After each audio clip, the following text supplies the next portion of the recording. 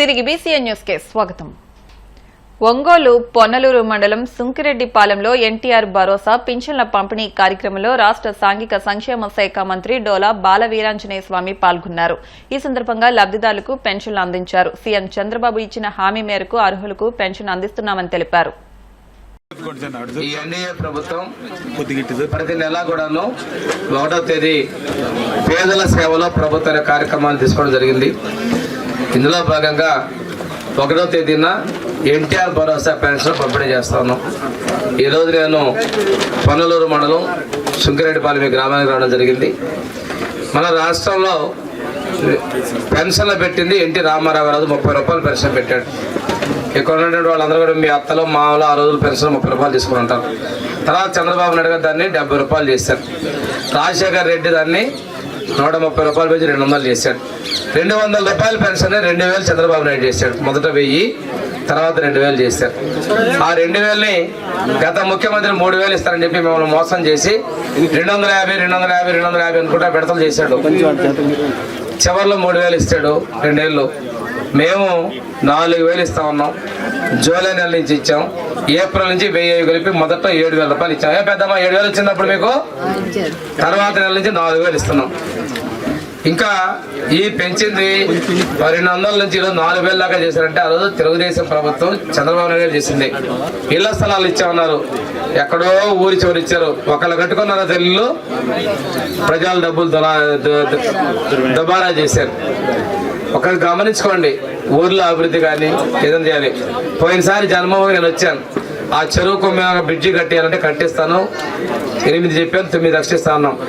ఇంకా ఎక్కువ కావాలంటే మీరు మాట్లాడుకొని రమ్మంటే మాకు వద్దని చెప్పారు మీ ఊర్లో వాళ్ళు. అది ఇట్లే ఉండిపోయిందా? వర్షం వచ్చిన పశువులు దాటిపోవట్లేదు కదా.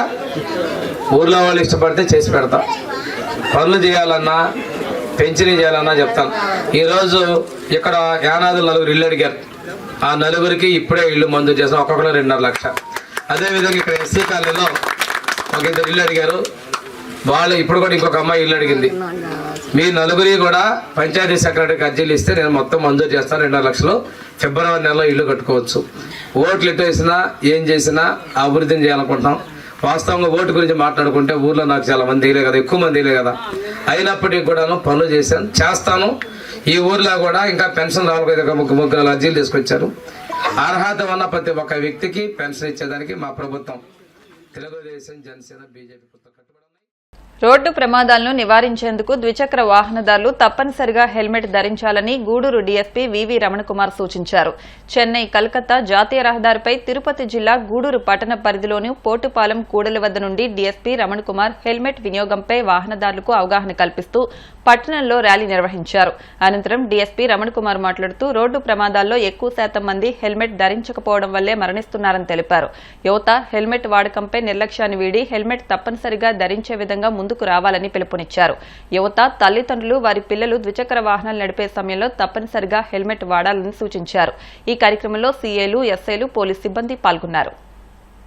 మోటారు వాహనాలు నడిపే వాళ్ళందరికీ కూడా విజ్ఞప్తి.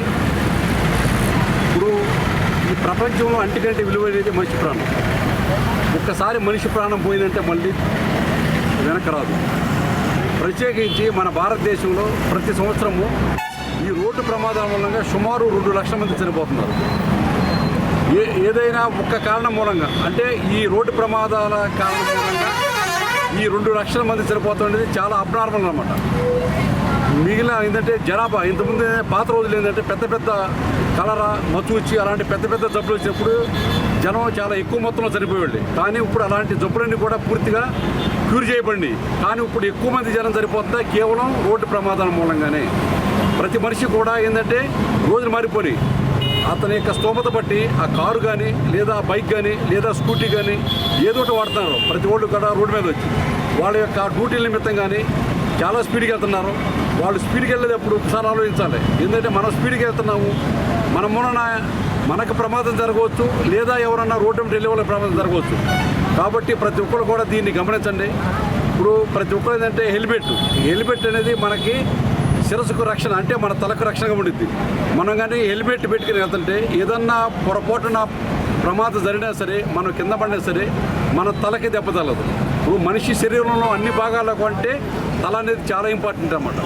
ఏ భాగానికి దెబ్బతలినా నయం చేసుకోవచ్చు, కానీ తలకు కానీ దెబ్బతలిందంటే ఆ మనిషి ఏంటంటే చాలా వరకు చనిపోవడానికి ఎక్కువ మన కారణాలు ఉంటాయి. కాబట్టి మనము మన యొక్క తలని కాపాడుకోవడం చాలా ముఖ్యం. తలని కాపాడుకోవాలంటే కంపల్సరిగా హెల్మెట్ ధరించాలి. ప్రత్యేకించి ఈ హైవేస్ మీద ఎవరైతే నేషనల్ హైవేస్ మీద ప్రతిరోజు కూడా ఈ 2 వీలర్స్ మీద జర్నీ చేస్తుంటారో వాళ్ళు ప్రత్యేకంగా ఏంటంటే ఎట్టి పరిస్థితుల్లో కూడా హెల్మెట్ లేకుండా మీరు ప్రయాణం చేయవద్దు. ఏదన్నా పొరపాటున జరిగితే మీరు చనిపోయిన తర్వాత మీ యొక్క కుటుంబం ఏంటంటే చిన్నభిన్నమైపోతుంది. కాబట్టి మీ కుటుంబాన్ని దృష్టిలో పెట్టుకొని మీ భార్య కానీ పిల్లల్ని కానీ అందరిని దృష్టిలో పెట్టుకొని ప్రతి ఒక్కళ్ళు ఏంటంటే రోడ్డు భద్రత అనేది చాలా ముఖ్యం. రోడ్డు భద్రత పాటించండి. మీరు సురక్షితమైన ప్రయాణం చేయండి. అదేవిధంగా సమాజానికి కూడా చాలా మేలు చేసిన వాళ్ళు అవుతారు. ఎందుకంటే మంచి యువకులు బాగా వృద్ధిలోకి రావాల్సిన వాళ్ళు, ఈ దేశానికి ఎంతో ఉపయోగపడే యువకులు ఇలాంటి రోడ్డు ప్రమాదాలు పడి చాలామంది చనిపోతున్నారు. అలాంటి యువకులు బతుకుంటే ఈ దేశానికి ఉపయోగపడతారు, సొసైటీకి ఉపయోగపడతారు. కావున ప్రతి ఒక్కరు కూడా రోడ్డు భద్రతను దృష్టిలో పెట్టుకొని హెల్మెట్ వాడవలసిందిగా కోరుతున్నాం. దాన్ని దృష్టిలో పెట్టుకొని ఈ రోజున డిసెంబర్ 31వ తారీఖు నాడు మన గూడూరు సబ్ డివిజన్ యొక్క పోలీసు అధికారులందరం కూడా ప్రజల్లో అవగాహన కల్పించడానికి బైకులతో ఈ హెల్మెట్లు ధరించి మేము బైక్ ర్యాలీ నిర్వహిస్తున్నాం. మన దేశంలోనే మొట్టమొదటి గ్లాస్ బ్రిడ్జ్ నిర్మాణం పూర్తి చేసుకుంది. ఇక ఆ గ్లాస్ బ్రిడ్జ్ ని ముఖ్యమంత్రి చేతుల మీదుగా ప్రారంభించగా త్వరలోనే అందుబాటులో కూడా రానుంది. కన్యాకుమారి వద్ద సముద్రంలో ఉన్న వివేకానంద రాక్ తిరువళ్లవూర్ విగ్రహం వద్ద చేపట్టిన గాజు వంతెన నిర్మాణం పూర్తి చేసుకుని ప్రారంభోత్సవం జరుపుకుంది. తమిళనాడు ప్రభుత్వం ఎంతో ప్రతిష్టాత్మకంగా గత ఏడాది చేపట్టిన ఈ గాజు వంతెన తాజాగా తమిళనాడు సీఎం ఎంకే స్టాలిన్ ప్రారంభించారు. ఈ గ్లాస్ బ్రిడ్జ్ త్వరలోనే పర్యాటకులకు అందుబాటులోకి తీసుకురానున్నట్లు తెలిపారు. 77 మీటర్ల పొడవు ఉన్న ఈ అద్దాల వంతెన 10 మీటర్ల వెడల్పుతో నిర్మించారు. ఇక ఈ గ్లాస్ బ్రిడ్జ్ నిర్మాణ వ్యయం 37 కోట్లు కాగా గత ఏడాది మే 24వ తేదీన శంకుస్థాపన చేయగా ఇటీవలే పూర్తయింది.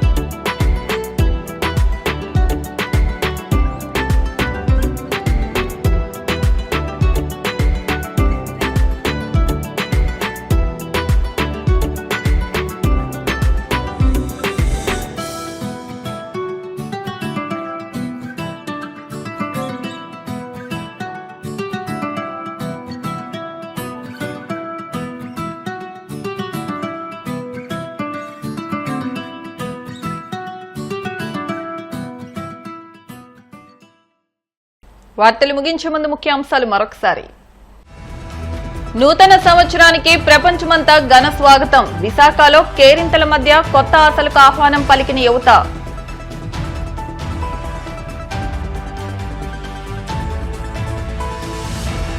వాడపల్లి వెంకటేశ్వర స్వామి ఆలయంలో భక్తుల కోలాహలం. నూతన సంవత్సరం వేళ స్వామికి ప్రత్యేక పూజలు.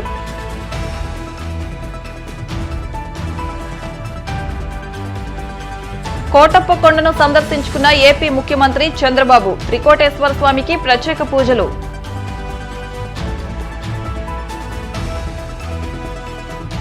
కన్యాకుమారి వద్ద సముద్రం ఒడ్డున గాజు వంతెన నిర్మాణం ప్రారంభించిన తమిళనాడు సీఎం స్టాలిన్.